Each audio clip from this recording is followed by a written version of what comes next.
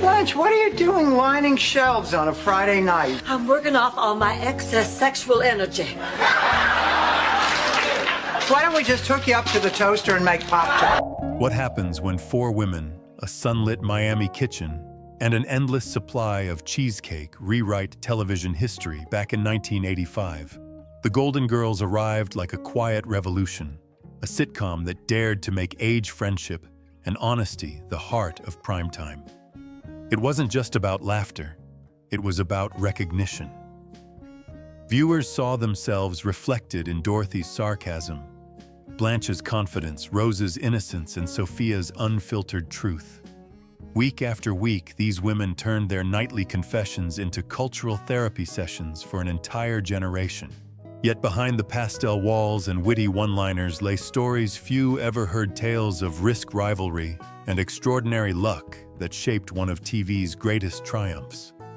Tonight, we return to that golden era to rediscover the hidden truths behind a show that proved growing older could also mean growing bolder. Fact number 12, Blanche's accent was all Rue. In the golden glow of 1980s television, few voices shimmered like that of Blanche Devereaux, honeyed, confident, and unmistakably Southern. Yet that legendary drawl wasn't scripted. It was born entirely from Rue McClanahan's imagination. When the pilot first began filming, producers had asked her to drop her Southern tone, fearing it would sound too theatrical. But Rue knew better. She'd grown up in Oklahoma, surrounded by women who carried their femininity in every syllable, softening their voices, not out of fragility, but out of control, an art form disguised as charm. When The Golden Girls was picked up, Rue revived the accent, crafting Blanche's speech after her cousin Ina Pearl, whose genteel, self-invented lilt seemed plucked from a Tennessee Williams play.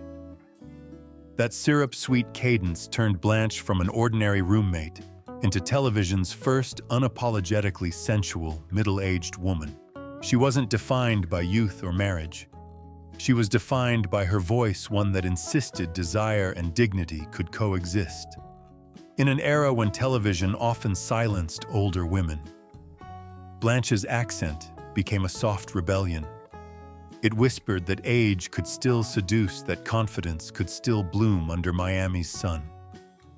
Her every darling carried defiance, a reminder that Southern charm could also mean power.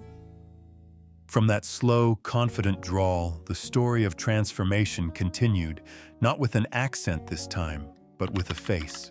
Fact number 11. Estelle Getty was younger than her TV daughter. Few television illusions have been as perfect as Sophia Petrillo's lined face and razor-sharp wit. The irony was almost comic. Estelle Getty, the actress who played Dorothy's 80-year-old mother, was actually younger than Bea Arthur, her on-screen daughter. When filming began, Getty was in her early 60s, yet she would spend over an hour each day in the makeup chair, aged through layers of latex wigs and careful lighting.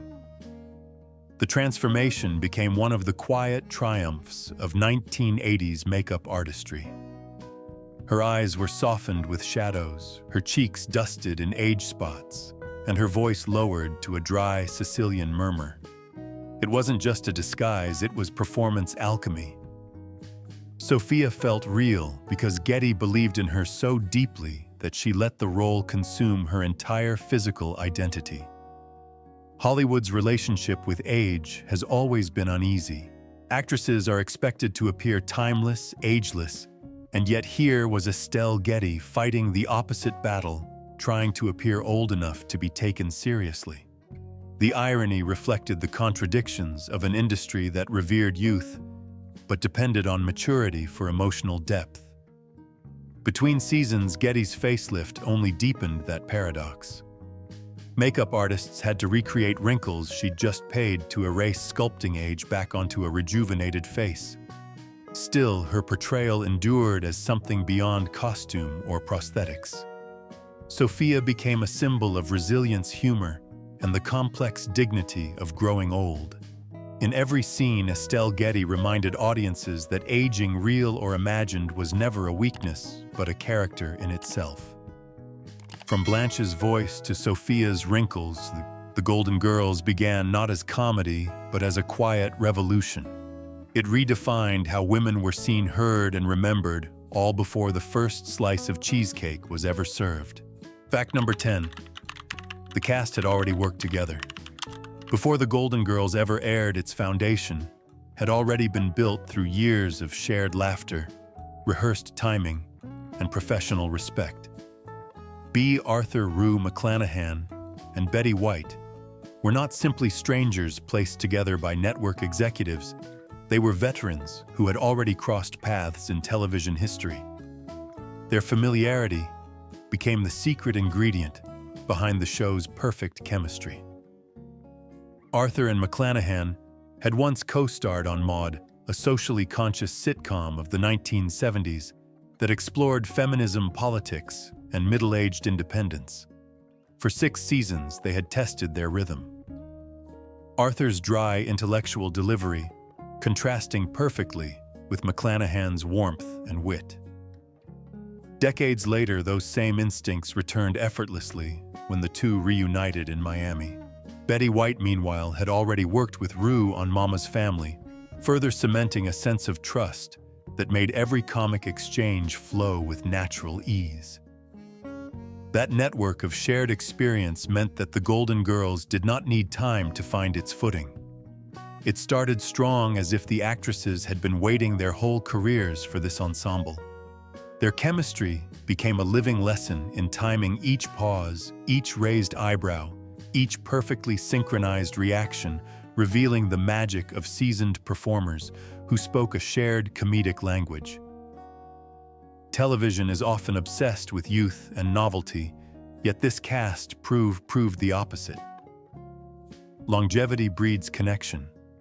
These women had lived, lost, loved, and learned together across decades of entertainment. When the cameras rolled, it wasn't just acting, it was reunion.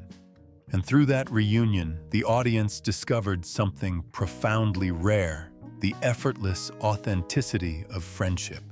Fact number 9. Betty and Rue swapped roles before filming. That harmony, however, might never have existed had fate, or rather a brave director, not intervened.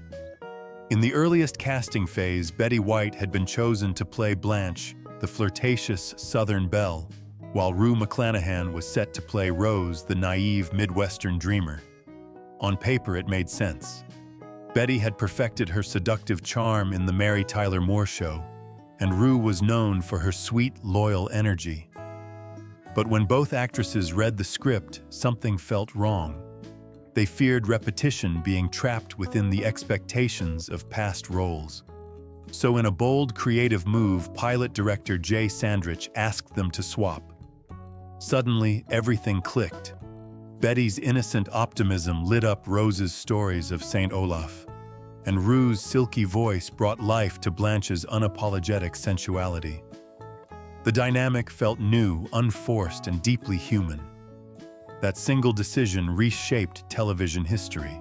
The switch redefined 2 careers and gave the Golden Girls its essential contrast: warmth, meeting mischief; sincerity, meeting seduction. In doing so, it also challenged Hollywood's narrow idea of who women over 50 could be.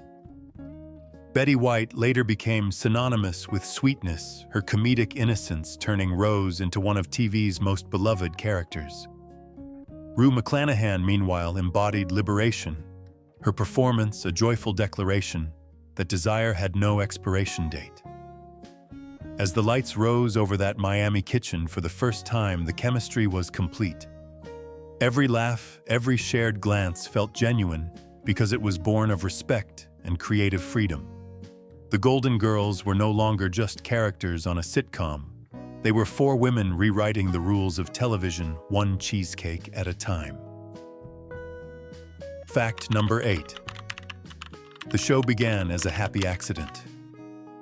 Every great story has its twist of fate, and for the Golden Girls, that twist came from a misunderstanding. In 1984, NBC was hosting its annual fall preview when 2 veteran actresses performed a lighthearted sketch. They joked about a show called Miami Nice, a playful mishearing of Miami Vice where older women gossiped and argued in a Florida retirement home. The sketch was meant to be a throwaway gag, but one executive in the audience saw something more. Warren Littlefield, then a young NBC vice president, realized the idea could become an entirely new kind of sitcom, one that celebrated women of experience rather than youth. He approached producer Tony Thomas and writer Susan Harris, who had already made her mark with Soap and Benson. Together, they built a world where 4 women past middle age could carry a primetime series without needing male leads or traditional family settings. When The Golden Girls premiered in 1985, television was transformed overnight. The show spoke to an audience rarely acknowledged women who had lived full lives and still had stories left to tell. In the laughter and the late-night kitchen scenes, viewers found not caricatures, but reflections, flawed, loving, independent women who refused invisibility. It was the kind of success no one could have predicted from a sketch meant as a joke. Sometimes television's greatest revolutions begin not in boardrooms, but in moments of curiosity, when someone simply dares to ask, what if older women were the heroes? Fact number 7. The fired Golden Girl. Before Sophia Petrillo ever moved into that iconic Miami house, there was another roommate, Coco, the live-in cook. Played by actor Charles Levin, Coco appeared in the pilot as a witty, caring companion who balanced the household with gentle humor. Yet by the second episode, he was gone, written out of the story as if he'd never existed. The decision wasn't cruel. It was creative necessity. During filming, Estelle Getty's performance as Sophia proved electric. Originally a minor character meant to appear occasionally, Sophia stole every scene she touched.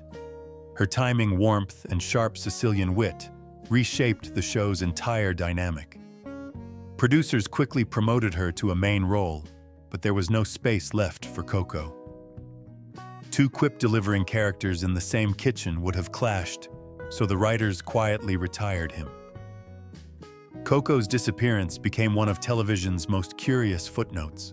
His character represented early subtle attempts at queer inclusion in mainstream sitcoms, a concept still risky in the mid-1980s. Some writers later admitted they had bigger plans for him, imagining a storyline where Coco would open a bed and breakfast in Key West. But television, like life, often edits its future for the sake of harmony. Today, Coco's brief appearance stands as a quiet marker of progress, a reminder of how representation evolves. He may have lasted only 1 episode, but he symbolized a door that would later open for countless others.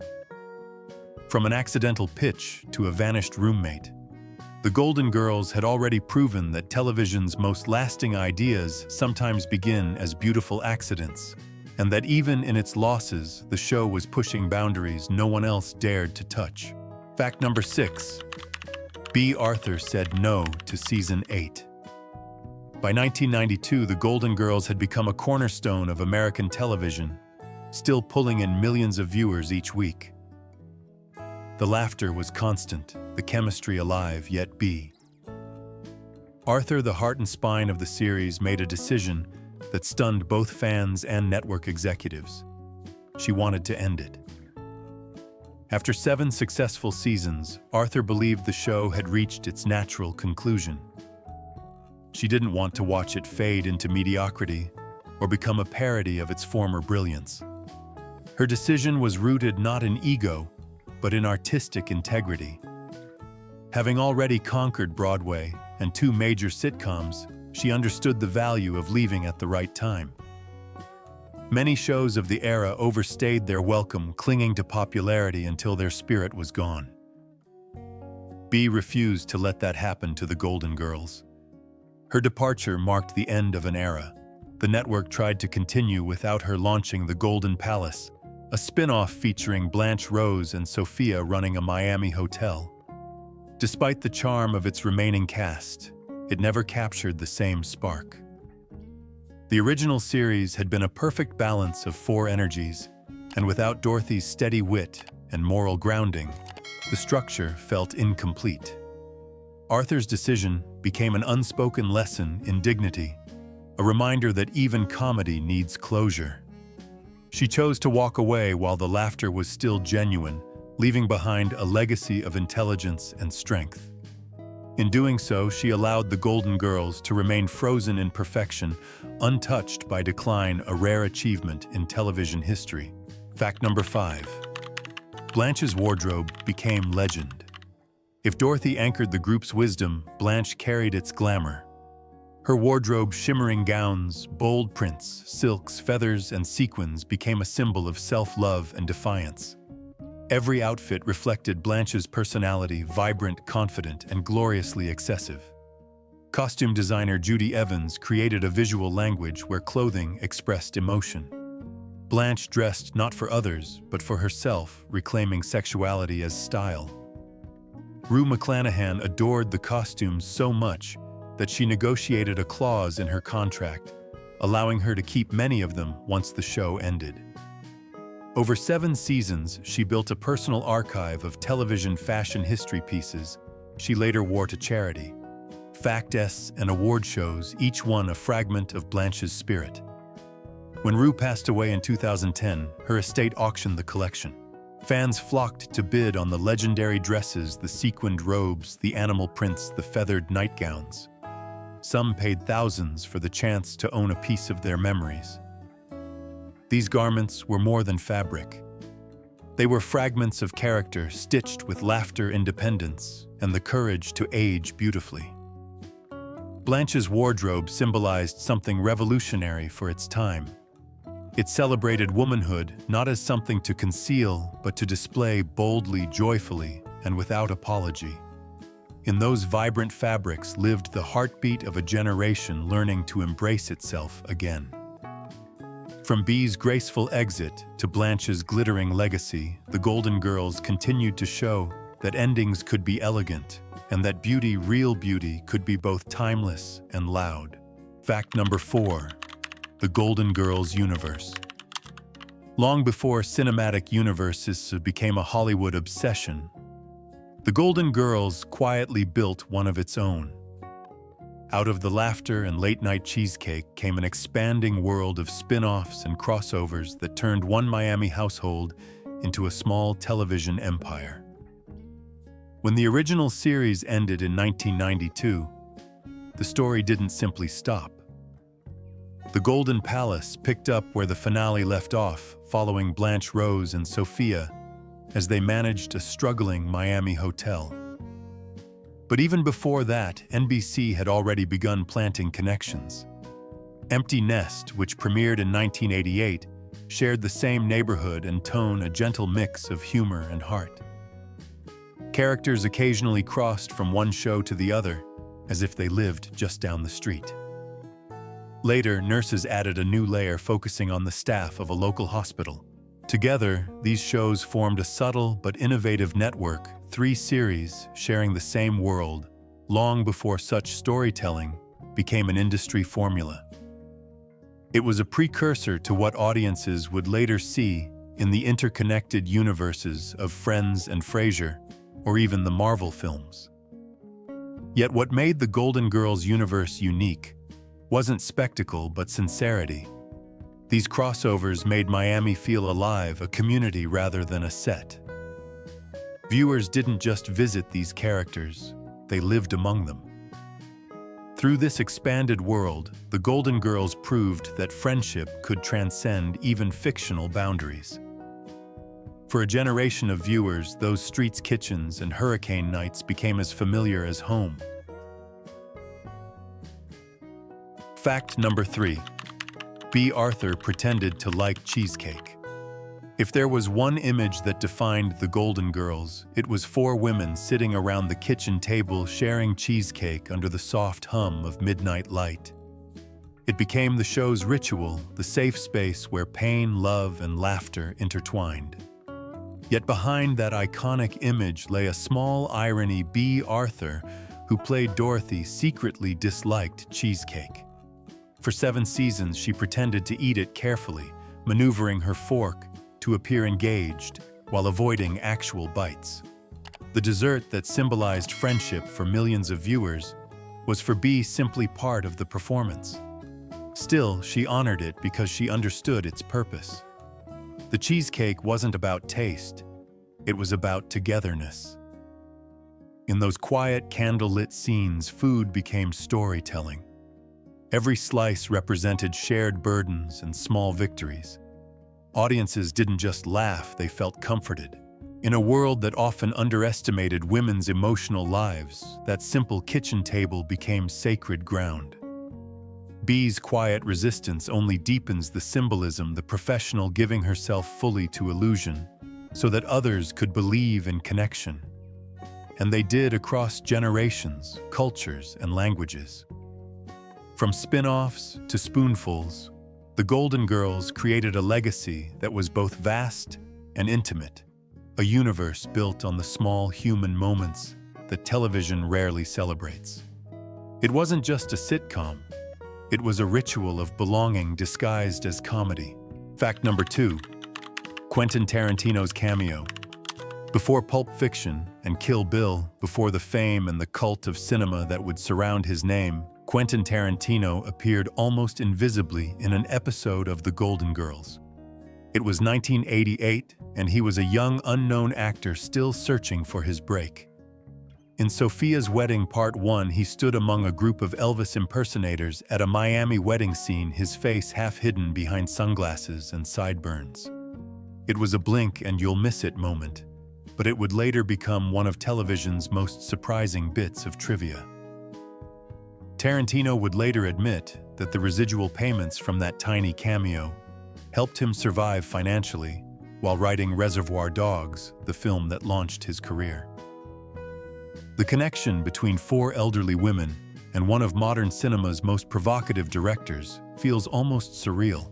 Yet it also symbolizes the Golden Girls' unseen influence, the way a warm, unassuming sitcom could ripple through pop culture in unexpected ways. Other guest stars shared similar beginnings.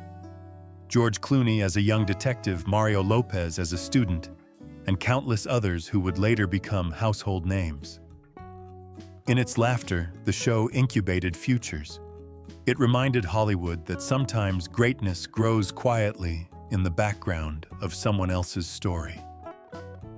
From the sparkle of Rue's gowns to Tarantino's small grin beneath an Elvis wig, the Golden Girls became not just a celebration of the past, but a bridge to the talent of the future.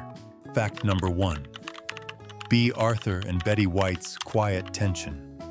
On screen, they were opposites in perfect harmony. Dorothy's razor wit slicing through Rose's endless optimism. Off-screen, however, that balance was sometimes more complicated. Betty White once admitted that Bea Arthur was not especially fond of me, though she never truly knew why. Their differences weren't born of malice, but of method. Bea came from Broadway and classical theater, where focus and silence ruled the set. Betty, shaped by live television and improvisation, loved to interact with audiences between takes. Those contrasting philosophies created friction, but also brilliance. Their tension gave their scenes an authenticity no script could replicate. Dorothy's sharp remarks and Rose's nervous smiles worked because both actresses believed in their characters completely. It was an unspoken professionalism. They didn't need to be friends to make magic. In the end, that dynamic reflected something deeply human, that true collaboration isn't always comfortable, but it can still be beautiful. They didn't blend personalities, they balanced them. And together they delivered performances that defined an era. Their partnership became a reminder that art thrives on contrast, that laughter, like friendship, sometimes grows from differences rather than sameness. And in those timeless kitchen scenes, audiences never saw tension, only connection, shaped by 2 women who understood the weight of their craft. From Tarantino's silent cameo to the silent space between 2 legends, The Golden Girls remained a masterclass in transformation, how something so lighthearted could carry so much truth about work life and love. Across 7 seasons, 4 women turned laughter into legacy. The Golden Girls was more than a sitcom. It was a cultural heartbeat that redefined aging friendship and humor for generations. Beneath the pastel walls of that Miami house lived the quiet defiance of women who refused to fade, who turned the ordinary rituals of coffee gossip and cheesecake into a celebration of resilience. Every detail, Blanche's syrupy accent, Sophia's sharp tongue, Dorothy's dry wit, and Rose's endless warmth became threads in a tapestry of enduring human connection. Decades later, the show remains as vibrant as ever. Young audiences discover it through streaming platforms drawn to its honesty and wit. Older fans return to it like an old friend, comforted by its familiar laughter and timeless grace. Behind each joke lies a deeper truth that courage can wear sequins, that kindness can be sharp, and that laughter can heal what time cannot. As the credits roll and the theme song hums its gentle farewell, one question lingers: of the 12 facts above which one surprised you the most, thank you for watching and revisiting these golden memories. Don't forget to like, share, and subscribe for more timeless stories from television's brightest moments. See you in the next video. This is TV Time Capsule.